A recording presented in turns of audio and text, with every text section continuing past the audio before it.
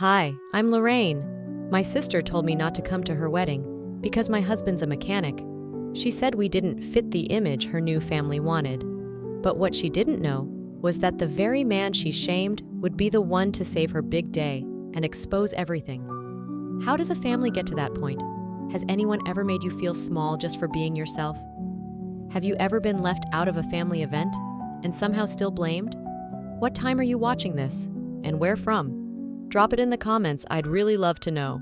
The scent of browned sugar and vanilla hung in the air like a memory I hadn't earned yet. Sunlight filtered through the lace curtain above the kitchen sink, cutting a soft line across the counter where I was smoothing whipped cream over the last batch of lemon bars. There was a peace to it, the kind that didn't demand much from anyone, the kind you had to build slowly with your bare hands. Jude was at the table, hunched over a small engine, fingers stained with grease. His tongue poked out the side of his mouth in concentration. Silas had left that little carburetor for him to tinker with a few days ago. Tinker was just the nice word we used. He was dismantling it and rebuilding it with the kind of precision no one had taught him. That was just Jude. A little messy, a little brilliant, and almost always underestimated. The phone buzzed. I wiped my hands and checked the screen. Marla. I hesitated, just long enough to remind myself we hadn't talked in weeks, maybe months. That wasn't strange for us. Our version of sisterhood came with gaps, wide, polite ones. Hey, I answered. Her voice was bright, overly rehearsed. You sitting down? I turned off the mixer. Go ahead. I'm engaged. Andrew proposed. There it was, the news that warranted her voice being syrupy sweet. Andrew Whitmore, son of Clayton Whitmore, a man who owned more manufacturing power than most Southern governors and the kind of legacy that people named country clubs after. I didn't know you two were still... I trailed off. It didn't matter. It happened last night. We're planning the engagement party for next month. It'll be intimate, just both families. I waited. That's actually why I called, she said, tone shifting. Lorraine, this is going to sound worse than I mean it, but maybe you and Silas should sit this one out. I said nothing. It's just, Dad Whitmore is very traditional. Old money kind of traditional. You know how he is about appearances. Andrew thinks it's best if we keep it simple. Streamlined. Streamlined? Like I was clutter. Jude too? I asked. There was a beat. Yes, it's better for everyone. No offense, but your life is different. It doesn't fit the image we're building. My throat burned, but my voice stayed even. I understand. That's why I love you, she laughed softly. You always know how to keep things classy. She hung up before I could ruin that illusion. That night, I didn't mention the call to Silas. He came home late, his hands smelling like engine oil and metal, the way they always did. I kissed him on the cheek and told him dinner was in the oven. Jude had fallen asleep on the couch, one greasy hand still gripping a wrench. I didn't tell them because I knew what Silas would say. Let them play their game. We're not in it. But I wasn't worried about the party. I was worried about how quickly someone you love can rewrite your worth. The next morning, Rosalind showed up without warning, as she always did. She breezed into my kitchen like she still lived here, poured herself coffee without asking, and scanned the room like she was assessing an investment. I heard from Marla, she said, like it was the beginning of an accusation. I dried my hands. Congratulations to her. It's a wonderful match. Their children will be poised for a very solid future. I didn't answer. She's doing everything right, Lorraine. She's thinking about the next generation. Which reminds me, maybe it's best if Jude doesn't attend the ceremony. He's sweet, but he doesn't always know how to behave in formal settings. My pulse pounded. I looked out the window. Jude was in the backyard, fiddling with Silas's lawnmower, muttering softly to himself. There was a smudge of oil on his cheek, and he looked happier than I'd seen him all week. You don't think he'll present well? I asked quietly. She stirred her coffee. You know I adore him, but these events matter. People judge. People like you? Her eyes didn't flinch. I'm being practical. I didn't yell, didn't cry, just nodded. When she left, I watched Jude from the porch. He had no idea someone had just suggested he be hidden away like bad wallpaper. He was 12. Too bright for his school, too soft for this family. Let them have their perfect party. Let them smile and toast under chandeliers. But they were wrong about who they were cutting out. That night, after they'd both gone to sleep, I sat at the kitchen table and opened my laptop. For the first time in years, I started a folder labeled, "Just in Case." I used to love early mornings, the quiet before the day started clawing for my attention, coffee steaming on the edge of the counter, the hum of the fridge, the way the light slipped through the window like it was sneaking in, not asking for permission. That morning, I stared at my inbox longer than I stared at the cooling rack of muffins beside me. The subject line read, "Internal Memo, Marla Bennett PR Division." It wasn't meant for me. But there it was, forwarded by mistake. My name was highlighted in yellow, so was Jude's. "We recommend removing Jude Bennett from the public-facing guest list due to presentational concerns. Note, Rosalind Hale previously advised this adjustment for optics." I didn't blink. I just clicked print, listened to the hum of the paper sliding out of the tray, and slipped it into a new file folder marked with a single label, Red. They were orchestrating us out of the narrative. Not just politely excluding us, strategically removing us. I sipped my coffee. It tasted cold now. Jude shuffled into the kitchen, hair sticking up at odd angles. "Do we have cereal?" "In the pantry," I said without looking up. He didn't notice the paper in my hand. He never did. That was the thing about kids like him. He trusted me to keep the world safe so he could focus on how engines breathed and circuits sang. After he left for school, I sat down again and opened the next email. Another accidental forward, this time from Marla herself. This one was worse. "Lorraine has become an optics liability. Her background no longer aligns with our current narrative. Recommendation: contain proximity and avoid photographic crossover. Her son is unstable. Keep them distant." They weren't just cutting me out. They were managing me like a fire hazard, like I might combust and ruin their carefully curated fantasy. I didn't cry. I didn't delete it either. I printed it, filed it next to the first. Then I opened the drawer in the kitchen island and pulled out my old nursing binder, the one I hadn't touched since Jude was born. I found a manila envelope tucked behind case notes and CPR guides. I labeled it proof. Silas came home early that day. He smelled like motor oil and steel, always steel. He glanced at me, hesitated. "You okay?" I smiled. "I'm focusing on the bakery."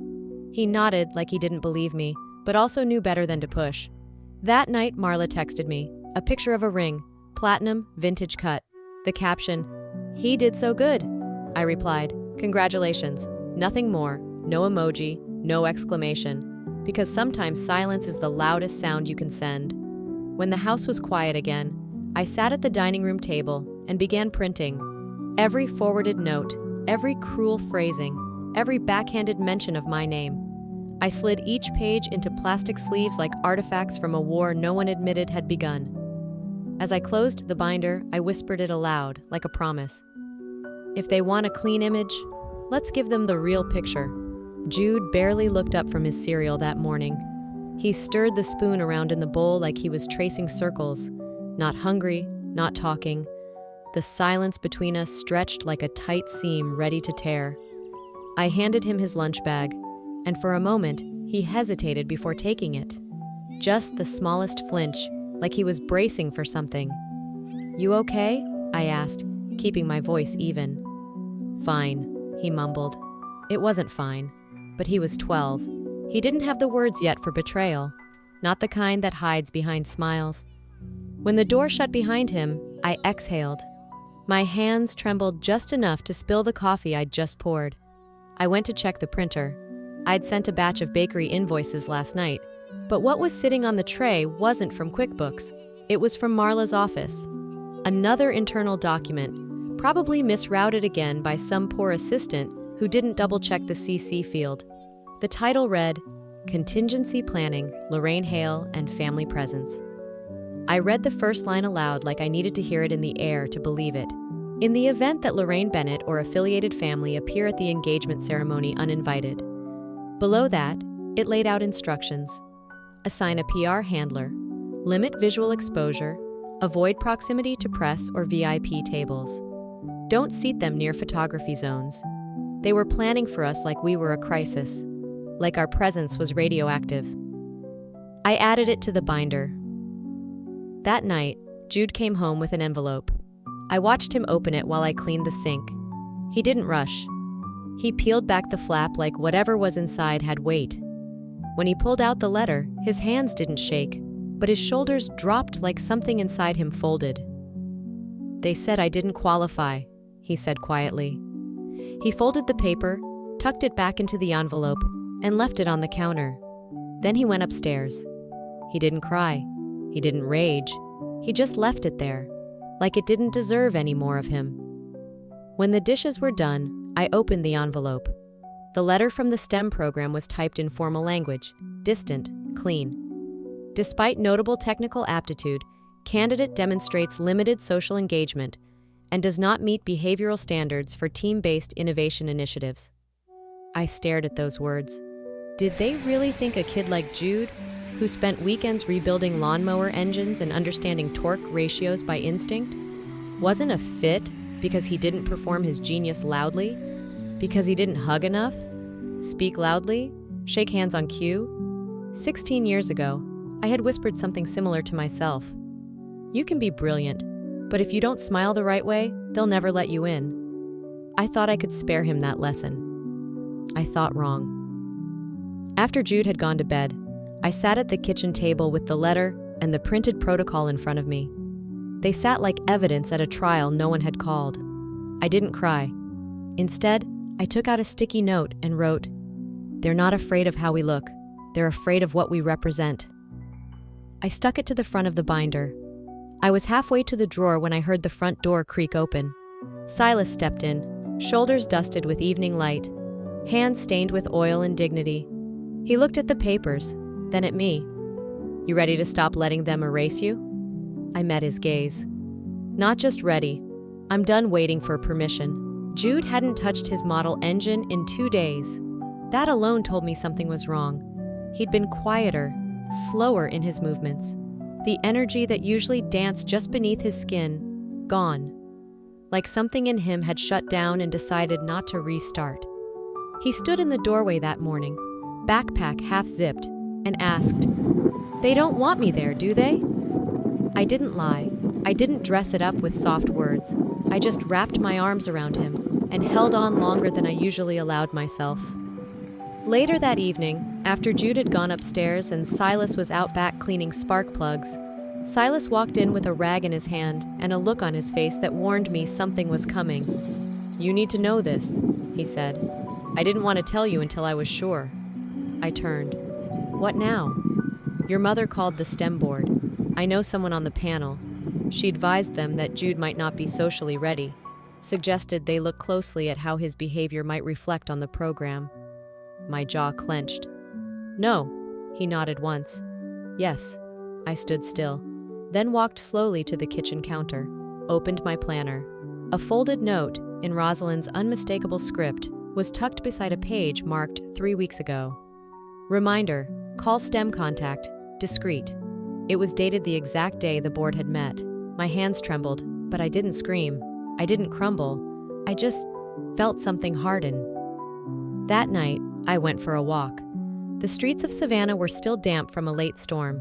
I didn't bring an umbrella. I wanted the rain. I needed it. 16 years ago, I was 17, with a full ride to MIT's aeronautical program in my hand. I brought the letter to my mother, glowing. She didn't even smile. "You'll be the only girl in your class," she'd said. "You won't survive in that world."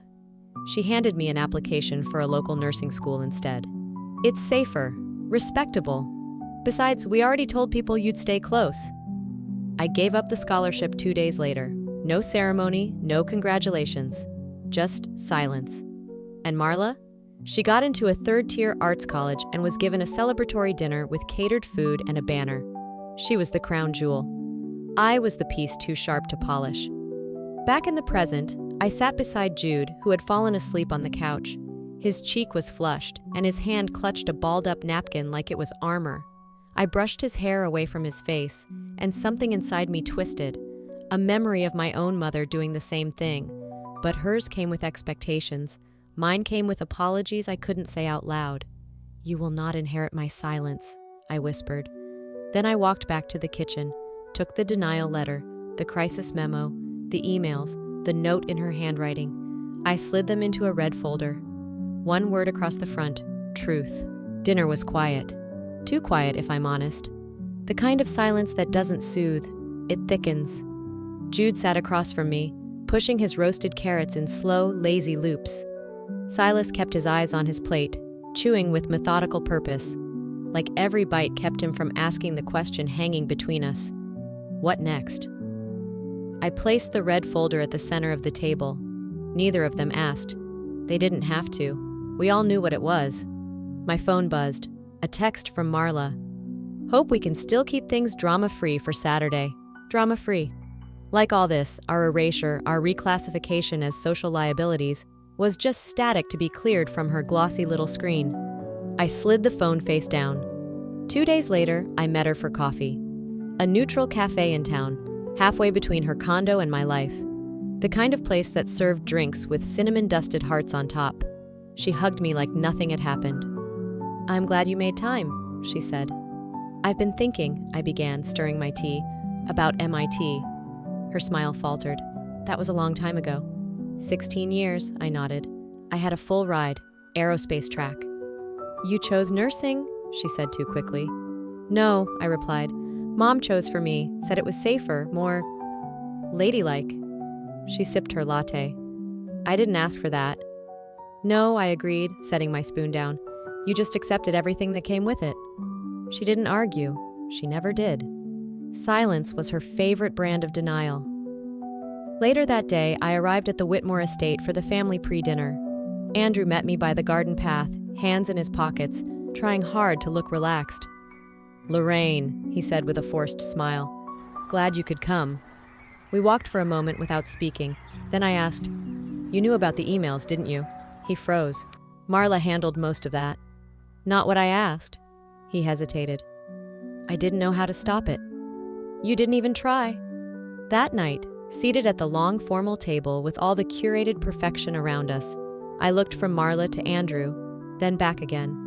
"I'm not here to start trouble," I said calmly, "but I will say this once." Marla straightened. Andrew went pale. "If you ever try to edit us out of your narrative again, if you so much as forward one more email with my son's name listed under optics risk, your wedding won't be the only thing falling apart." I wasn't loud. I wasn't angry. But they heard me. When I stepped outside, Silas and Jude were already waiting in the car.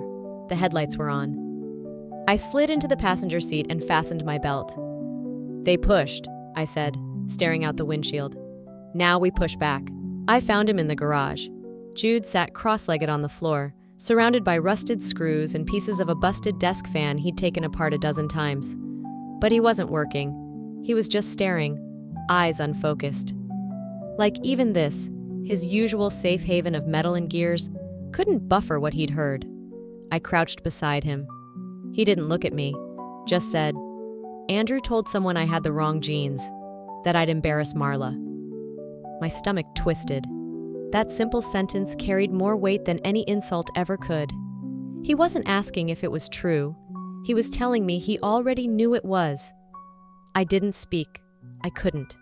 I just pulled him into my arms, and this time, he didn't resist.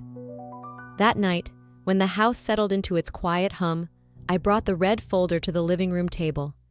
I opened it, piece by piece. Emails, memos, printed lies. Silas joined me, his hands still stained from grease and evening air. I looked up. "It's time." He didn't ask what I meant, just nodded once. "We're going," I said. "Not to be included, to be undeniable." "Not to beg," he added, voice calm. "To end it." The next morning, we drove to the Whitmore estate. The air was syrupy with humidity, thick with the scent of roses planted for photo ops. We walked past a row of valets and designer shoes, through stairs that ranged from confused to scandalized. Marla stood frozen at the edge of the main hall, her smile faltering as she saw us. I didn't stop. I walked straight through the kitchen, across the marble corridor, and into the garage where the Packard 12 sat, a sleek, vintage beast refusing to start on the most important day of her new life. Silas ran his fingers along the chrome trim and lifted the hood without being asked. His hands moved with intention, unhurried, like he already knew what the problem was. Clayton entered minutes later, jaw clenched. "You again." Silas didn't flinch. "We've met. You just didn't know it." Clayton narrowed his eyes. 12 years ago, you were trapped in the engine compartment of a test model at Fort Bragg, the one that caught fire before takeoff. Clayton stared. "I pulled you out before the fire reached the fuel lines. You didn't see me. I left before the medics arrived." No one spoke. Even the dust in the garage seemed to pause. "I remember that day," Clayton said finally, voice low. "I never knew who—" "You do now." Clayton walked to the back of the garage, opened a tall cabinet, and pulled out a long wrench. He handed it to Silas, wordlessly. Silas turned back to the car. "Jude," he said, "bring me the pressure gauge." Jude stepped forward, a little unsure, but when he handed it over, his father smiled. "Just like we practiced." I stood nearby, arms crossed, silent, not proud, anchored. This wasn't about revenge. It was about recognition.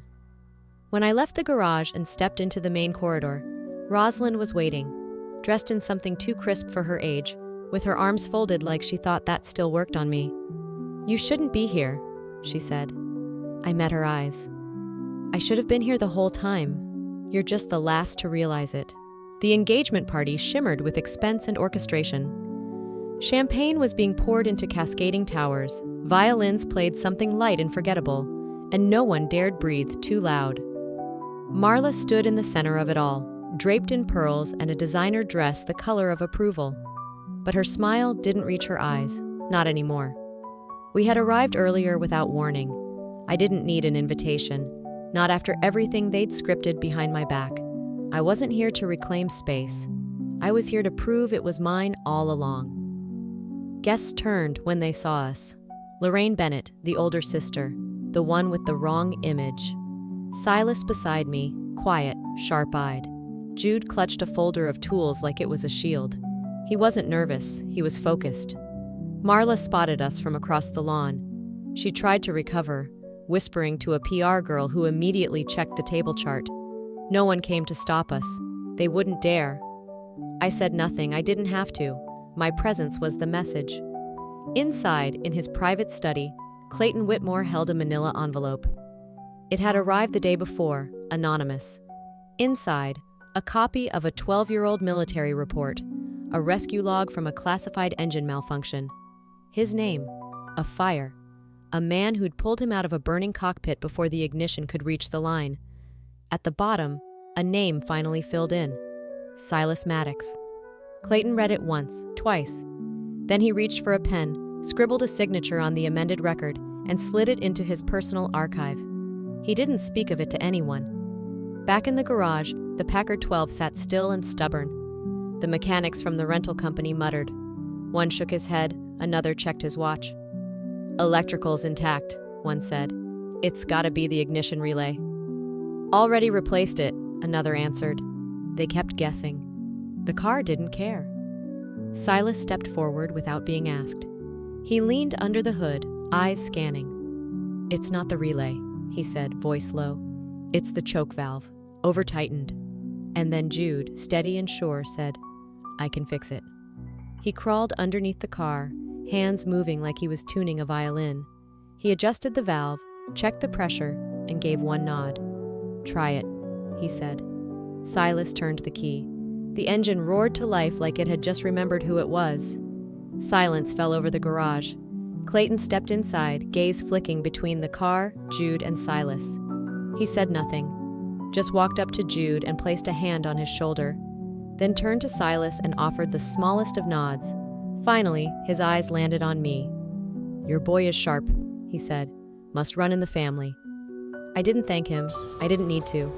Across the lawn, cameras began to flash. Not for the groom, not for the heirloom car, for the family that wasn't supposed to be here. Inside, behind the glass doors, Marla stood perfectly still, her hand clenched around the stem of her wine glass. The noise around her moved like static, Laughter, applause, a string quartet swelling, but her face was blank. For the first time, Marla realized she wasn't the center of this story anymore. The sound of the Packard's engine still echoed faintly behind me as I stepped into the reception hall. Every gaze followed, not in the way they used to, pity or polite disinterest, but with something heavier, curiosity, calculation. No one blocked my path, no one dared. I wasn't welcome anymore. I was undeniable. A man in a gray suit broke through the crowd, not a relative, an administrator from the STEM Foundation, I remembered vaguely. He looked like someone used to being careful, but his hands trembled slightly as he handed me a sealed envelope. "Mr. Whitmore requested this be delivered personally," he said, barely above a whisper. I opened it, already knowing what it contained. "Congratulations," I read aloud to Silas. "Jude Maddox has been accepted with full mentorship. Our previous assessment was premature." Silas smiled quietly, but I saw his jaw flex. Across the room, Clayton stood near the bar, talking to someone I didn't recognize. He glanced over once, didn't wave, didn't smile. He just nodded. And that was enough. I tucked the letter into my purse and walked away. Rosalind found me near the back hallway, always behind, always just far enough from the center of the room to manage it from the edges. That had been her specialty my entire life, maintaining control without ever appearing to hold it. She stepped closer. "Lorraine," I didn't answer. "I just want to say, no," I said, and it stopped her. "I'm not here for that." She looked startled. "For what? Redemption? Reconciliation? Whatever script you rehearsed in the mirror." Her eyes flashed. "You're making this ugly." "No," I whispered. "You made it ugly years ago." I didn't mean to say it, not today, but it was time. "Remember the night of the storm?" I asked. "The one when I was 7 months pregnant?" Her expression faltered. She said nothing. "You told me to drive back through it, said people were watching, said skipping the fundraiser would look bad." "Lorraine, we don't." "You buried her with silence," I said. I didn't cry. My voice only cracked once. "I lost my first daughter because you cared more about appearances than safety, and you never said a word after. Not one." Rosalind looked older in that moment, like her bones finally caught up with the years her pride had outpaced. "I didn't know." "You did," I said. "You just didn't care enough to stop me." She looked down, then said softly, "I'm sorry." I shook my head. "I don't need your apology. I needed your protection." Then, a long pause stretched between us. "This?" I gestured around the glittering chaos of the engagement party. "This is for me." And I walked away. Not angry, not vindicated, just done. Outside, the air was cooler now. Silas and Jude were waiting by the car. Silas leaned against the door, arms folded. Jude looked up when he saw me, already reaching for the passenger handle. "You okay?" he asked. I nodded. "We're done here." As the car pulled away, the estate shrank behind us, bathed in golden light and smallness. I looked at it once in the mirror, not with regret, not with grief, just clarity. "Not everything broken is meant to be fixed," I said quietly. "Some things are just meant to be left behind." 1 week had passed. The bakery was quiet when I opened the front door that morning, still dark outside. Cinnamon and butter crept up from the ovens like a small reminder that something in my life still rose. I didn't turn on the radio. I didn't need music. The silence now didn't feel like surrender, it felt earned. My name was on the window, not because someone allowed it, but because I had carved it there. Jude came down from the apartment above around 7. He was already dressed, hair still a little crooked. In his hands was a thick folder with a gold seal. "They sent the final letter," he said. I took it, opened it slowly. Inside, the words I'd almost stopped believing would come. "We are proud to confirm Jude Maddox's admission into the STEM Elite Mentorship Initiative, under the direct sponsorship of Clayton Whitmore." It was official. Silas came down minutes later, tucking a notebook under his arm. A new schematic. Something about modular transmissions. He'd been sketching again, and not for survival, for joy. He told me he was asked to consult for a regional mechanics program. "They offered a permanent role," he said. "I told them I'm not going back into a system that punishes integrity, but I'll teach. The right kids deserve the right tools." That was Silas. Always knew the difference between attention and impact. By late afternoon, the bakery filled with regulars.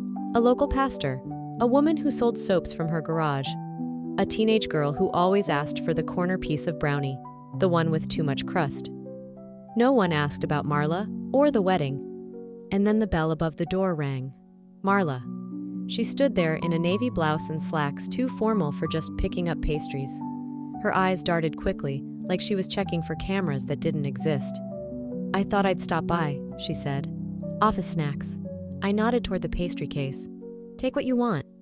She picked up 2 scones and a lemon bar, then paused. "I heard about Jude's scholarship," she said, voice tight. "That's great." I let the silence breathe between us. She set the scones on the counter, pulled out her wallet. Then she hesitated. "Lorraine," she started. I didn't mean for everything to—" "You don't have to say it," I interrupted. "We both know what it cost you." She looked down. "Yeah." We didn't hug. She left with the bag and never looked back. Later that night, I found a card slipped under the bakery door. No envelope, just handwriting I recognized from every school permission slip of my childhood. It read, "I was wrong. That's all I can offer." I placed it on the counter, stared at it for a beat, and then dropped it in the trash. Not angrily, just done. I closed the shop early, locked up, turned the sign. Upstairs, Jude was sitting cross-legged on the floor, reading a manual about hybrid engines. Silas was sketching beside him, scribbled lines labeled parts, coffee ring on the paper like a quiet signature. I walked outside into the backyard. The stars were bright, scattered like they had somewhere to be but weren't in a rush. Maybe that was peace.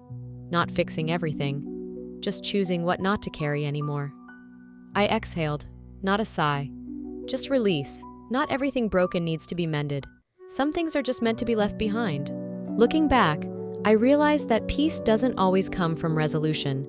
It often comes from release. From choosing not to chase the apology you'll never get, or the approval you no longer need. Sometimes moving forward means closing the door not out of spite, but out of self-respect. If you've ever been made to feel like you didn't belong, like your story didn't matter, I want you to hear this. You don't need their stage to have a voice. You are not someone's afterthought. You are not background noise in someone else's spotlight. What would you do if you stopped waiting for validation? What would you rebuild if you finally put the past down? If this story resonated with you, if it touched something real, leave a comment with a 1 or share where you're watching from. If it didn't, tell me why. I want to hear your side too. And if you want more stories that speak to your strength, your scars, and your survival, don't forget to subscribe. Your story matters here. See you in the next one.